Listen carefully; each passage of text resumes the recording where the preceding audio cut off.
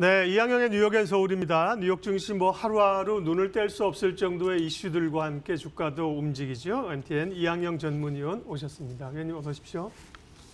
기자들은 참 이럴 때 소위 이제 할 일이 있죠. 맨날 뉴스가 터지니까요. 네. 그렇죠. 예. 간밤에 이제 브렉시트 얘기가 이제 합의안 초안 얘기가 나오면서 긍정적인 작용했는데 사실 장중 고가에 비하면 좀 더 밀리면서 끝난 거죠. 네, 맞습니다. 어제 발표됐던 네. 넷플릭스가 상당히 긍정적으로 아침에 네. 출발했었고요. 모건 스탠리가 오늘 새벽에 마감됐던 주시장에서 개장 전에 발표되면서 역시 긍정적으로 나왔습니다. 그러면서 주가가 제법 올랐던 후 출발했었는데요. 브렉시트 마찬가지 그 전에 다 소식이 나왔었는데 그거에 비해서는 장중에 비해서는 조금 밀리는 그렇지만 마지막에 밀린 건 아니지만요. 상승폭을 일부 좀 돌려놓는 정도에서 마감됐습니다. 다우지수는 겨우 플러스권을 유지했다라고 보셔야 되겠고요. S&P 500은 계속 3,000포인트를 돌파하느냐, 탈환하느냐, 못하느냐의 싸움인데 오늘도 3,000포인트 왔다 갔다 하다가 2,997포인트에 마감됐습니다. 나스닥은 그래도 한 0.4% 올라가면서 오늘 3대 지수 중에서는 가장 많이 올라갔고요. 금값은 다시 1,500달러 수준으로 좀 회복하는 모습입니다. 아시다시피 이제 브렉시트가 이제 조금 또 최종 안이 또 새롭게 합의됐다 얘기하면서 위대한 합의 아니다 그러면서 파운드화가 좀 올라가면서 달러가 좀 약해지고요. 달러가 좀 약해지다 보니까 또 금값이 올라가는 약간 도미노 현상 같이 이러면 또 저렇게 되고 저러면 저렇게 되고 이런 것이 좀 시장에서 좀 이루어졌다라고 보셔야 되겠고요. 모처럼 섹터 중에서는 커뮤니케이션 섹터가 좀 분전했습니다. 이것은 말씀드렸다시피 넷플릭스가 좀 상승했고요. 넷플릭스가 속해 있는 섹터가 바로 커뮤니케이션 섹터다라고 일단 이해하시면 좋겠습니다. 오늘 개장 전에 나왔던 실적 중에 가장 핵심은 역시 모건 스탠리가 되겠는데요. 생각보다 좋은 이익이 났습니다. 주당 1.1달러의 이익 전망이 예상됐었는데 1.27달러. 금액 자체가 작아서 그렇죠. 눈에 보이는 거가 하나의 깜짝 실적이라고 보셔야 되겠고요. 3분기 기준으로 보면 10년 내 최고의 3분기였습니다. 그만큼 엊그저께도 우리가 금리가 낮아지는 상황에서 지금 의외로 지금 IB들이 좋게 나오는 것은 금리의 문제라기보다는 경영 환경과 투자 환경에서의 긍정적이었다라는 점을 좀 다시 한번 우리 이해하시면 좋겠고요. 다만 말씀드렸다시피 시작 대비보다는 약간 좀 밀리면서 마감됐습니다. 오늘 오전까지 발표된 실적 기업의 한 거의 78%가 기대 이상의 실적을 발표했는데요.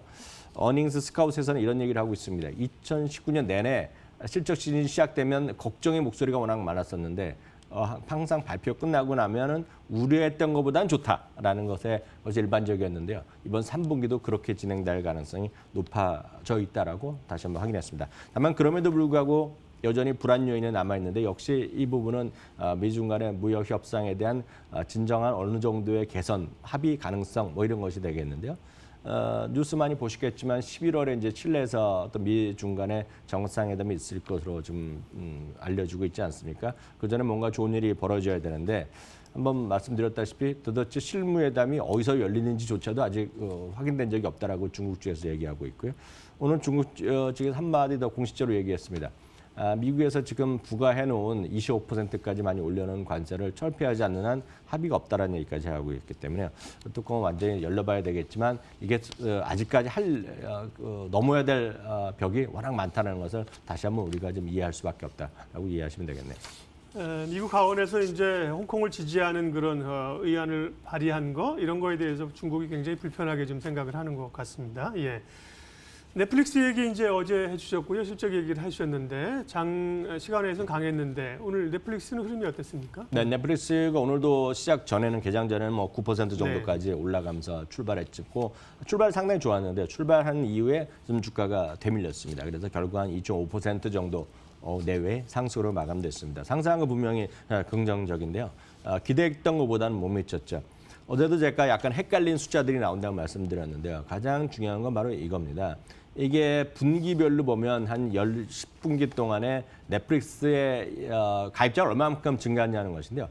노란색이 미국 내 증가합니다. 그래서 이번에 나온 것이 제일 오른쪽이 어제 나온 거가 되겠고요. 오른쪽에 두 번째가 지난 2분기인데 2분기는 노란색이 안 보이시죠? 그것이 밑에 조그맣게 마이너스로 간 건데 그것이 이번에 다시 소량이나 소규모나마 증가했다라는 것을 이제 긍정적으로 보는 사람들에게겠고요.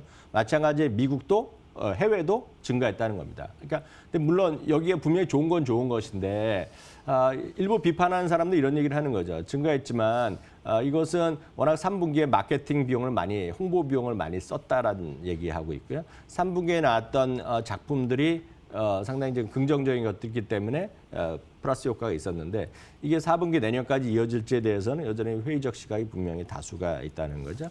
이런 얘기를 하는 거죠.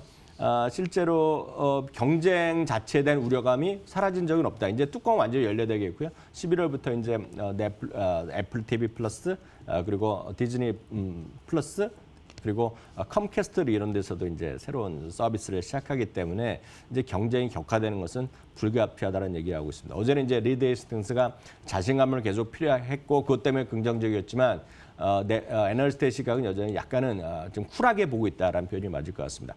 20여 개의 증권사가 목표 주가를 오늘 다시 한번 재확인했는데 그중에서 16개, 17개가 목표 주가를 내려갔고요. 한 서너 개 정도는 목표 주가를 올린 것도 사실이 되겠습니다. 그렇기 때문에 의견은 진짜 다양한 의견이 계속 나오고 있습니다. 지금 표로 정리했지만 목표 주가를 올린 것은 한 서너 군데 정도 되겠고요. 유지한 것도 예를 들어 JP모건 같은 경우는 425달러를 유지하고 있지만 여전히 웨드부시는 무려 188달러의 아주 안 좋은 박한 의견 188달러면 지금 가격 대비 거의 한 50, 60% 떨어져야 된다는 얘기인데 그만큼 다양한 의견이 있다라고 보셔야 되겠습니다.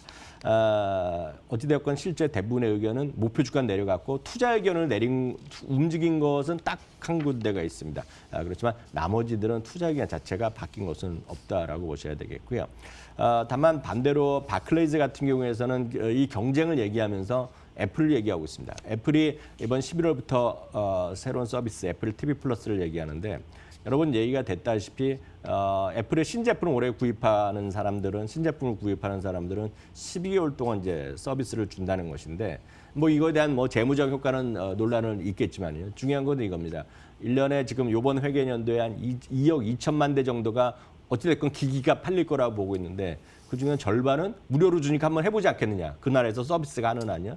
그래서 1억 명이라는 가입자를 바로 가져갈 것이다. 1억 명이라는 것은 엄청난 숫자입니다. 그게 돈을 내는 건 아니지만 왜냐하면 넷플릭스가 10여 년 해갖고 지금 나온 숫자가 1억 5천만 명이니까 한 방 안에 1년에 1억 명을 한다. 뭐 이건 엄청 큰 거죠. 그러니까 그런 얘기를 하면서 넷플릭스를 어렵다, 쉽지 않다라는 주장도 있다는 거 여러분 참고하시면 되겠습니다. 네. 뉴욕 증시 특징주 가운데서 국내 증시하고 연관 지을 만한 기업도 알려주시죠. 네, 한 달에 한 번 정도 꼭 얘기 나오는 기업입니다. 오늘도 또다시 사상 최고가를 쳤습니다. 네.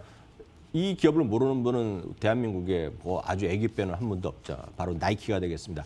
9월 초에도 한번 제가 말씀드린 기억인데 그때 보면 미국에서 보면 소위 백투스쿨이라고 표현합니다. 그래서 개학이 미국은 이제 9월이기 때문에 개학 때 이제 애들을 사주는 거를 그때 세일하는데 애들 10대만 하더라도 본인이 원하는 걸 사주는 거 아닙니까? 엄마 아빠가 무조건 사줄 수 없는데 매번 이제 설문조사나 조사를 해보면 올해가요. 10대들의 경우 정확히 얘기하면 Z세대라고 제가 원문에 이렇게 써 있는데 Z세대의 나이키 선호도가 사상 최고로 올라갔다는 거거든요. 그러니까 그런 것들이 고스란히 반영돼 있겠고요. 10월 말이면 우리나라에서도 이제 할로윈을 하는데요. 할로윈에 나온 특별 상품 그리고 이번에 연말 쇼핑 시대엔 기대감이 나이키 여전히 있다는 거죠. 사상 최고가를 갔습니다.